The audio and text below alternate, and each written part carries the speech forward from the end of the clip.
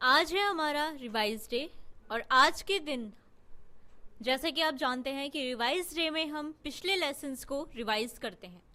तो आज भी हम पिछले सिखाए गए लेसन को रिवाइज करेंगे। जैसे कि आप जानते हैं कि पिछले लेसन में हमने प्रेपोजिशन आपको सिखाए थे, तो आज के लेसन में हम आपको प्रेपोजिशन रिवाइज कराएंगे। जैसे कि आप प्रेपोजिशन के लेसन में पढ़ चुके हैं कि प्रेपोजिशन के 5 टाइप्स होते हैं और आज के रिवाइज डे में आपको वही 5 टाइप्स रिवाइज कराए जाएंगे।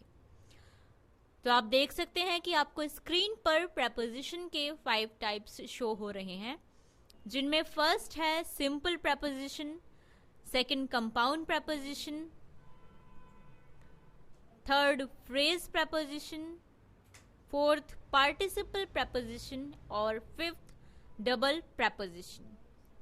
जैसे कि आप प्रेपोजिशन के लेसन में पढ़ चुके हैं, सिंपल प्रेपोजिशन में आपको बताया जा चुका है कि सिंपल प्रेपोजिशन के ये टाइप्स होते हैं एट, इन, ऑफ, ये जो सभी आपको यहाँ पर शो हो रहे हैं।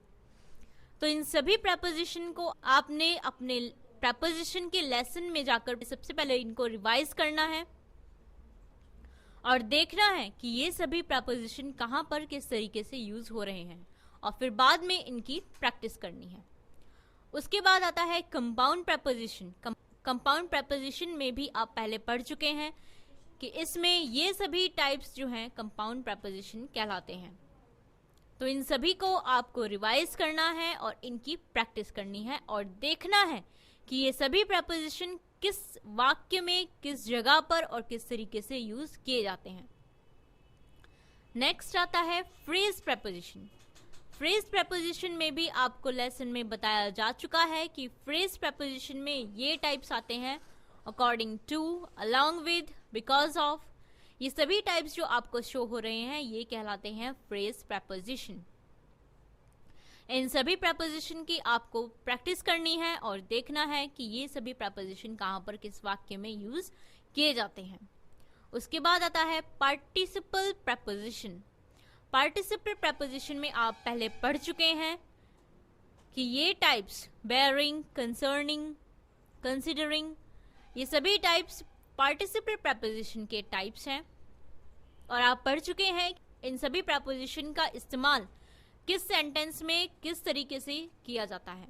तो आज के रिवाइज डे में आपको प्रैक्टिस करनी है कि ये सभी प्रेपोजिशन कहाँ पर और किस तरीके से यूज किए जाते हैं। और फिर आता है डबल प्रेपोजिशन।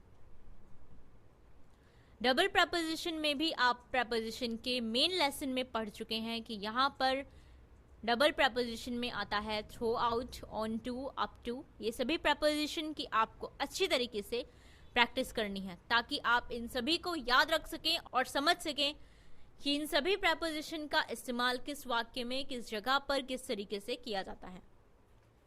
इन सभी प्रेपोजिशन की प्रैक्टिस करना आपके लिए बहुत ही ज़्यादा ज़रूरी है, क्योंकि अगर आप इन सभी प्रेपोजिशन की प्रैक्टिस अच्छे तरीके से नहीं करेंगे तो आप नहीं जान सकेंगे कि इन सभी प्रेपोजिशन का इस्तेमाल किस वाक्य में, किस तरीके से, किस जगह पर किया जाता है। और आपको इन सभी प्रेपोजिशन को अच्छे तरीके से समझने के लिए कि कौन सी प्रेपोजिशन किस प्रेपोजिशन के टाइप में आती है,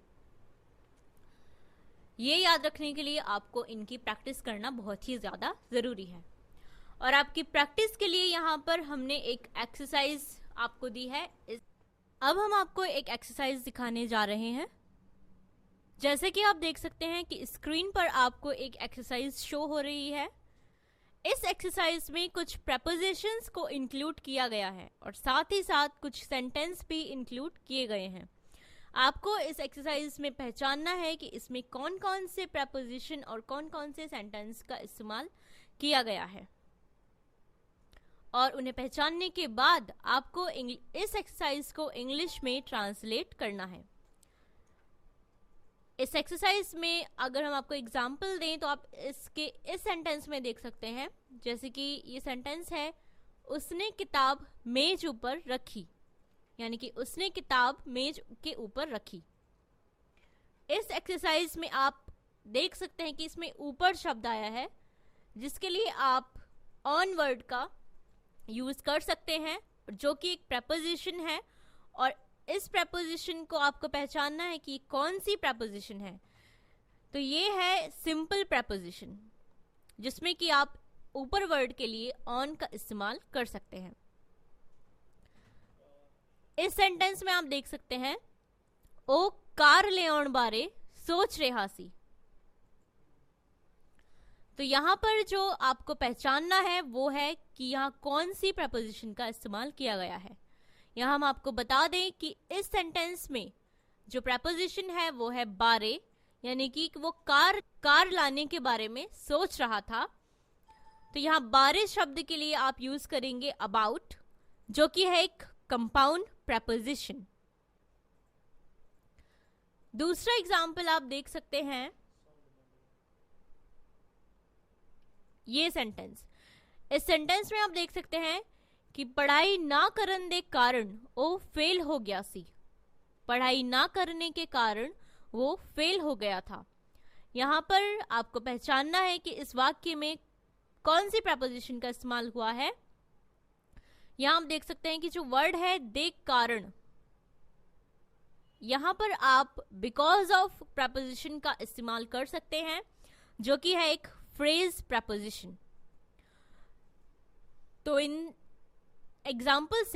एग्जाम्पल से आप समझ चुके होंगे कि प्रपोजिशन हमारी भाषा में, हमारी राइटिंग में किस तरीके से इस्तेमाल होते हैं।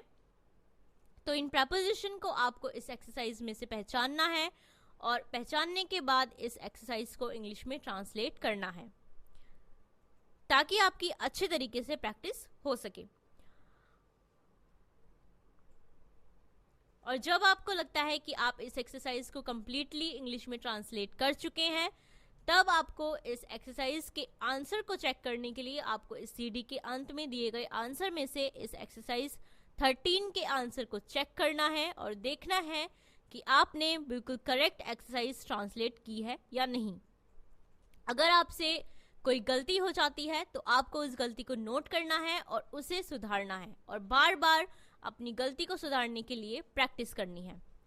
और इस एक्सरसाइज 13 की प्रैक्टिस करने के साथ साथ आपको एक और एक्सरसाइज बनानी है और उस एक्सरसाइज को इंग्लिश में ट्रांसलेट करना है, क्योंकि इस तरीके से अगर आप एक्सरसाइज की इंग्लिश में ट्रांसलेट करने की प्रैक्टिस करते हैं तो आप एक ऐसे लिखने में भी कामयाब हो सकते हैं।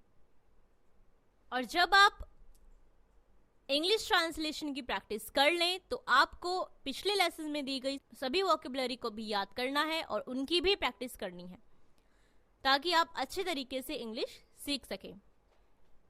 और साथ ही साथ एक ऐसे भी लिखना है ताकि आपको इंग्लिश ट्रांसलेशन भी अच्छे तरीके से आ सके।